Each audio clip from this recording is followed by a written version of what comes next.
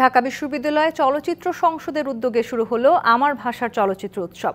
উৎসবের ২৩তম আসরে বাসন্তী ফুল পলাশের সঙ্গে বিপ্লবের রক্তিম আভার সমন্বয়ে করা হয়েছে সিনেমার পোস্টার। ৫ দিনের উৎসবে প্রতিটি শোর টিকিটের দাম ৫০ টাকা। ঢাকা বিশ্ববিদ্যালয়ের টিএসসিতে উৎসবমুখর পরিবেশ। সিনেমার পোস্টার দেখে মুগ্ধ অনেকেই, কেউ কেউ তুলছেন ছবি। নতুন ও পুরনো সিনেমার তুলনা করতে গিয়ে অনেকেই স্মৃতিচারণ করেন।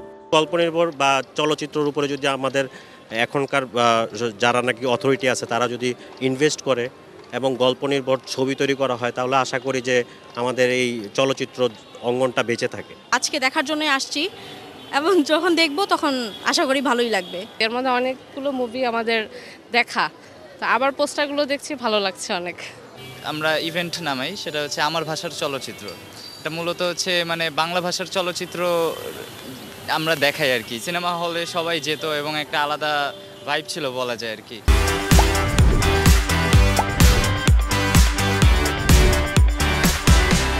সেই এক্সপিরিয়েন্সটা এখন আর ওইভাবে কিন্তু পাওয়া যায় না। এখন যেহেতু আমরা বিভিন্ন ফোনে মুভি দেখি বা আমরা কম্পিউটারে বা ল্যাপটপে হচ্ছে সিনেমা দেখি।